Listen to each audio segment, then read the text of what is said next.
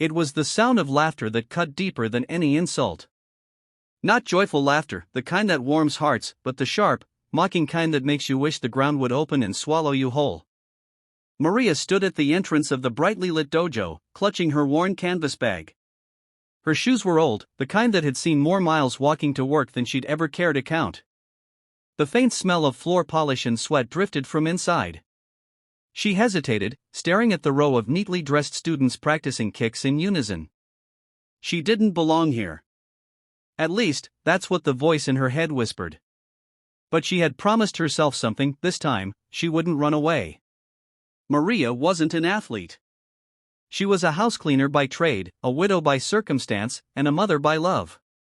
Life had taught her more about survival than style. But a few months earlier, after her teenage son Daniel was humiliated and shoved around by older kids, she'd decided to join the martial arts class he'd been too afraid to attend. For weeks, she saved every spare coin from cleaning jobs. She didn't tell Daniel. She wanted to surprise him. When she finally gathered the courage to step inside the dojo, she was greeted by polite but curious stares. But not all the stares were kind. From the far side of the mat, a tall young man wearing a black belt smirked at her. His name was Ryan, one of the dojo's star students. His crisp uniform was spotless, his kicks sharp and fast. He had medals lining the wall next to his name.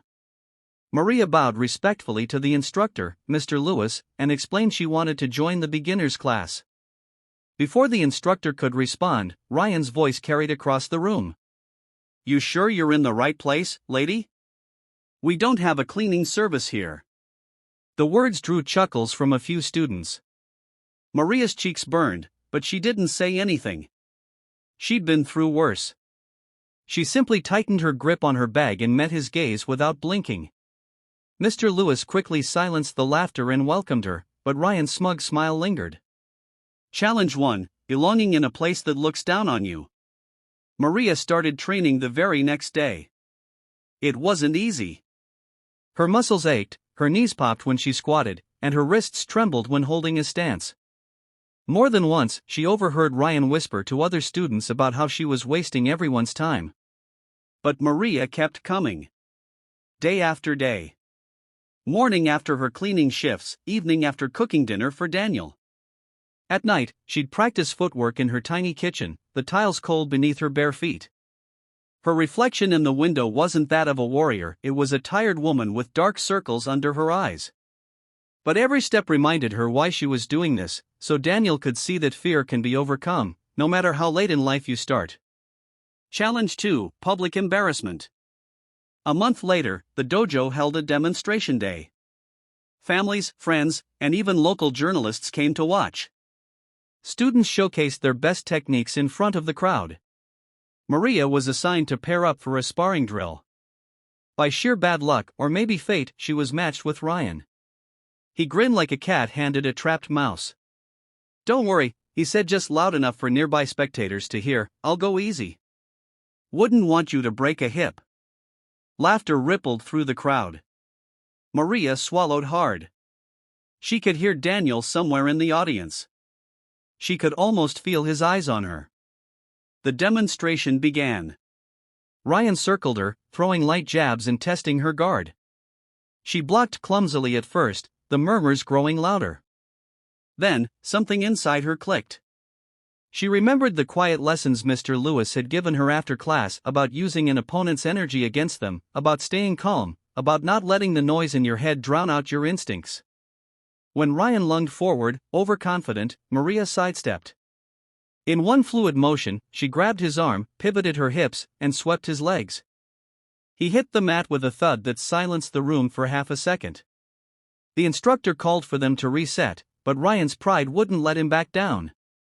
He came in faster this time. Maria blocked, trapped his arm again, and with another quick turn, had him on the mat, harder this time. A third attempt, more aggressive, and Maria's counter was faster still, a clean throw, her foot catching his ankle just right. Ryan landed flat on his back, breath knocked out of him. Challenge 3: Winning respect. The dojo was silent now. Even the clicking cameras had stopped. Maria stepped back, bowing slightly. She didn't gloat. She didn't smirk. She simply extended her hand to help Ryan up. He hesitated, his ego bruised, but he took it. And in that moment, the respect in his eyes was genuine. The audience erupted in applause, not because a black belt had been thrown 3 times, but because they just witnessed something rare, quiet perseverance triumphing over arrogance. Daniel rushed to her afterward, eyes wide with pride. "Mom, you didn't just surprise me. You inspired me." For the first time in a long while, Maria felt taller than the world around her. The message. Maria didn't join martial arts to prove anything to anyone. She joined because she believed in showing, not just telling, her son that you can start again, no matter your age, background, or how many people doubt you. And in just 3 moves, she reminded an entire room that respect is earned not through titles or belts, but through humility, hard work, and heart. Narrators closing for YouTube. If Maria's story touched you today, I'd love to hear your thoughts in the comments. Have you ever been underestimated and proved them wrong? Share your story below, because your words might inspire someone else. And if you believe in courage, kindness, and the power of perseverance, join our community here at Be Kind Always. Subscribe, hit that bell icon, and let's keep these stories alive.